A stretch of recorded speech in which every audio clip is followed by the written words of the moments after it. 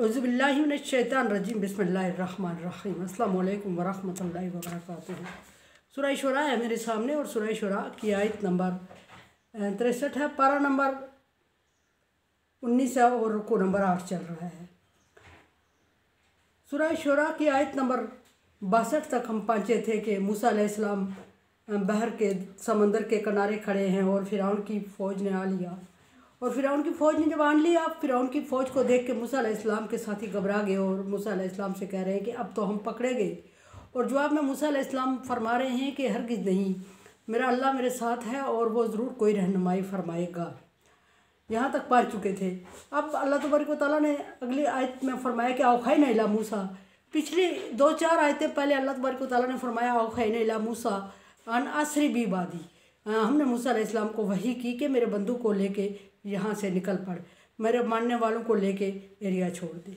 यहाँ अल्लाह तबारक व तआला औखैना दोबारा फरमा रहे हैं 2-4 आयत के बाद। देखते हैं कि अब औखैना इला मूसा में क्या फरमाया अल्लाह तबारक व तआला। औखैना के हुक्म दिया, औखैना का मतलब वही की, और पीछे फरमाया कि हमने वही की मूसा को के लेके निकल जाए ईमान वालों को। अब फरमा रहे हैं कि औखैना इला मूसा अन अज़रिब बि असाकल बहर। हमने मूसा अलैहिस्सलाम को हुक्म दिया कि अपने असा को, अपनी लाठी को समंदर पर मार दे। ये बात पिछली आयत में गुजर चुकी है। बात यह है कि एक आयत की ट्रांसलेशन में या थोड़ी बहुत तफसीर करें तो दूसरी ज़रूर आ जाती है। यहाँ वजाहत से ज़रा फरमाया कि हमने मूसा अलैहिस्सलाम को वही फरमाई। हमसे मुराद यहाँ अल्लाह तबारक व तआला अकेला है। एक बात मैं अर्ज़ करूँ कि औखैना का जो ज़मीर है ये जमा के लिए बोली जाती है, लेकिन बाज़ औक़ात कुरान पाक में ये ज़मीर बोली जाती है इस तरह की, नखनु औखैना। लेकिन मतलब ये नहीं कि बहुत सारे लोग बहुत कुछ होते हैं, है अल्लाह तबारक व तआला एक ही, वो एक ही रहेगा, लेकिन बाज़ दफ़ा ज़मीरें ऐसी बोली जाती हैं। औखैना इला मूसा, मूसा अलैहिस्सलाम को वही फरमाई अनज़रिब बि असाकल बहर के अपने असा को समंदर पे मार। ये वही असा है जो कि मूसा अलैहिस्सलाम टेक लगा के चलते हैं उससे। ये वही असा है जिससे बकरियों के लिए पत्ते जाड़े जाते हैं। ये वही असा है जो फिरौन के सामने अजदया बन गया। ये वही असा है जिसने जादूगरों के सांपों को निगल दिया। और ये वही असा है जिसने हुक्म दिया जा रहा है कि समंदर पे मार दे इसको।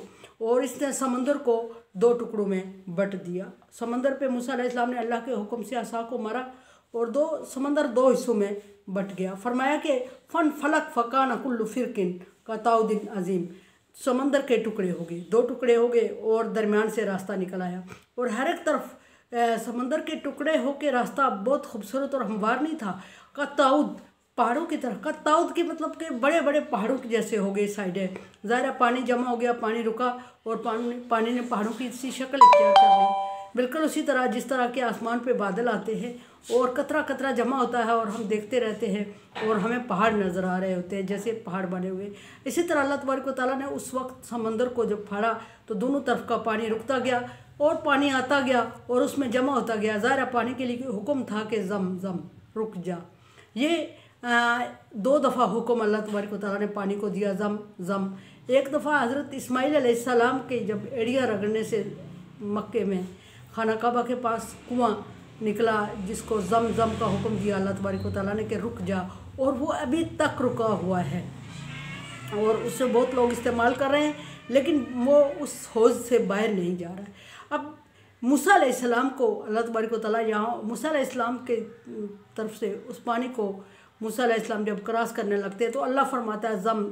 हुक्म दिया मूसा को कि असा को मार पानी पे। मूसा अलैहिस्सलाम मार देते हैं, पानी में रास्ता निकल आता है। अब डर ये था कि ये पानी फिर किसी वक्त निकल पड़ेगा और हमें बहा ले जाएगा। मूसा अलैहिस्सलाम के मानने वाले ये भी डर रहे थे, लेकिन उनका अहद ये था कि फिरौन से मार खाने की बजाय हम खुद डूब जाएं। अब जब उन्होंने रास्ता देखा तो उन्होंने कहा कि अगर पानी जुड़ भी जाता है, हम मर जाते हैं, तो हमें ये मंजूर है 2 चीज़ों से कि एक फिरौन से मार खाएं, दूसरा ये कि हम खुदकुशी कर लें इस समंदर में कूद के। तो अल्लाह तबारक व तआला ने रास्ता दे दिया। और अगर पानी चल पड़ता है और हम डूब जाते हैं तो घाटे का सौदा नहीं है।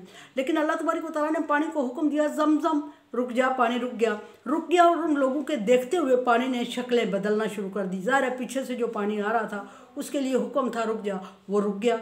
और वो रुक गया तो पीछे से आने वाला पानी उसमें मुसलसल जमा हुए जा रहा था दोनों अतराफ, और पानी पहाड़ की शक्ल इख्तियार किए जा रहा था।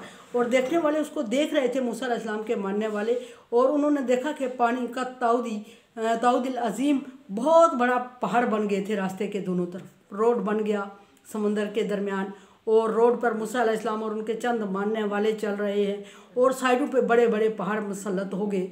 और देखने वालों को यकीन आ गया कि पानी इतना ठहर रहा है कि पहाड़ों की शक्ल इख्तियार किए जा रहा है, और अब ये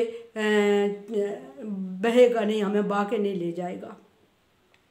मूसा अलैहिस्सलाम निकलते हैं और पीछे फिरौन उसी पहाड़ को देखते, उसी रोड पे जो पानी के अंदर मूसा अलैहिस्सलाम के असा मारने से और अल्लाह तबारक व तआला के हुक्म से दो टुकड़े हो गया और रोड बन गया।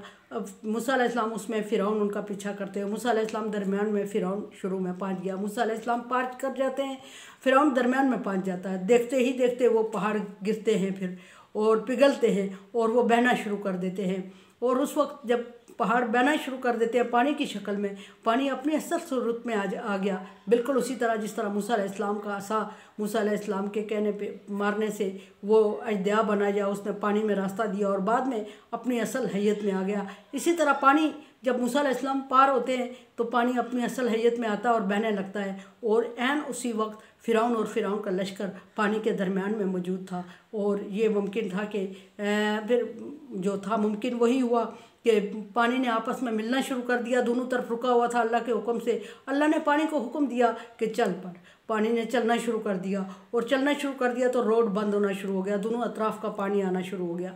जब दोनों अतराफ़ का पानी आना शुरू हो गया तो फिरौन अपने लश्कर समेत वहाँ गर्क हो गया। गर्क होने की शार्ट अल्फाज में कल वजाहत कर दी कि फिरौन गर्क हुआ। फिरौन को इबरत का निशान बनाया अल्लाह तबारक व तआला ने, और किस वजह से बनाया। और अभी तक मिस्र के अजायब घर में फिरौन की डेड बॉडी बगैर किसी मेडिक कॉज के रखी हुई है, और देखने वालों के लिए इबरत है, क्योंकि अल्लाह तबारक व तआला ने फिरौन से वादा किया था, मूसा अलैहिस्सलाम से फरमाया था कि आसानी से नरम अल्फाज में उसको जाके समझा, मेरा तौहीद का पैगाम दे, और अगर वो नहीं समझता तो फिर उसको रहती दुनिया तक के लिए इबरत बना देंगे। और फिरौन की डेड बॉडी को अब भी दूर दूर से देखने के लिए लोग आते हैं और इबरत पकड़ते हैं, या कुछ जाहिल है तमाशा देखते हैं। बहरहाल जैसा भी होता है, फिरौन की डेड बॉडी अभी तक इबरत का निशान है, और क़यामत तक शायद ये इबरत का निशान रहेगी, क्योंकि अल्लाह तबारक व तआला का वादा है। मूसा अलैहिस्सलाम दूसरी तरफ चले जाते हैं और दूसरी तरफ पार होके ये देख रहे हैं, और ये तमाशा देखने के लिए अल्लाह तबारक व तआला ने मूसा अलैहिस्सलाम के दिल में हौसला हिम्मत डाली, और मूसा अलैहिस्सलाम और वहाँ से सुरखरू होकर निकलते हैं। अज़लफ़ना सम्मल आखिरीन, और फिर अल्लाह तबारक व तआला फरमाते हैं कि हमने डुबो दिया बाद में आने वालों को, बाद में आने वाले यानी फिरौन और फिरौनियों को अल्लाह तबारक व तआला फरमा रहे हैं कि उस पानी के ज़रिए डुबो दिया, और उनका नामो निशान बाकी नहीं रहा। लेकिन नामो निशान बाकी है, फिरौन की डेड बॉडी मौजूद है। कुरान समझे, देखे समझे और सब्सक्राइब करें, और सदका जारिया में मेरा साथ दें। अल्लाह तबारक व तआला का हुक्म ताअवनु अलल बिर्रि व तक़वा, नेकी और भलाई के कामों में एक दूसरे से ताअवुन करें। ताअवुन करें, चैनल को सब्सक्राइब करें और सदका जारिया में मेरा साथ दें, शेयर भी करें। अल्लाह हाफिज़।